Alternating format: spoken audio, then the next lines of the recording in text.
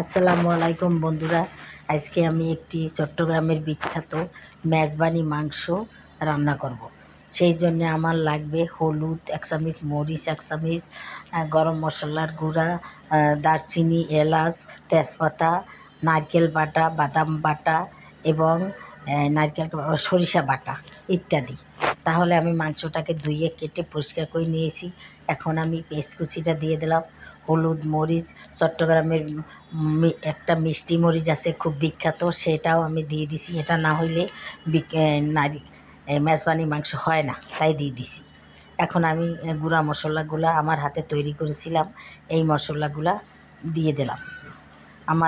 আমার মশলা মানে গরম মশলা সব কিছু মিলিয়ে আমি এই মশলাটা আমি তৈরি করেছিলাম নিজের হাতে, স্পেশাল মশলা, সেটা আমি দিয়ে দিছি। এখন আমার নারকেল বাটা, তারপরে বাদাম বাটা, সরিষা বাটাটা দিয়ে দিলাম। মেজবানি মাংসে এটা দিতে হয়, না হলে সেই স্বাদটা টেস্টটা আসে না বন্ধুরা। এখন আমি সরিষার তেল দিয়ে দেবো। সরিষার তেল, এটা সম্পূর্ণ আমি সরিষার তেল দিয়ে রান্না করব। এখন আমি সরিষার তেল দিয়ে দিচ্ছি, প্রায় 1 কাপের মতন আমি সরিষার তেল দিয়ে দিচ্ছি বন্ধুরা। তাহলে তোমরা দেখতে থাকো আজকের আমার মেজবানি মাংসটা। তোমরাও বন্ধুরা এভাবে রান্না করবে নিজের হাতে, খুবই টেস্ট, খুবই মজা এই মাংসটা খেতে। তাহলে তোমরা এভাবে রান্না করে সবাই খাবে, দেখবে যে কত মজা, কত টেস্ট। না রান্না করে খেলে বুঝবে না।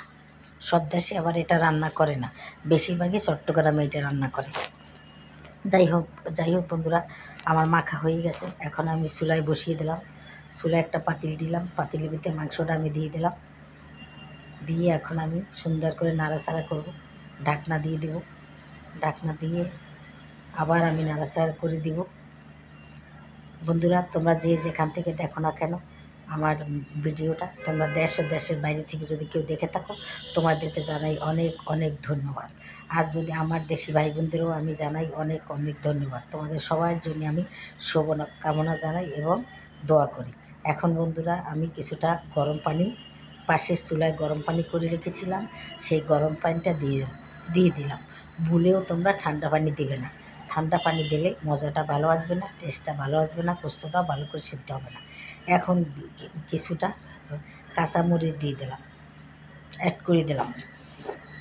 বন্ধুরা, হয়ে গেছে। দেখো, এই আমার মাংসটা। তোমাদের কাছে যদি ভালো লেগে থাকে তাহলে আমাকে একটা লাইক দিবে, আর আমার চ্যানেলটাকে সাবস্ক্রাইব করে দেবে এবং শেয়ার করে দেবে।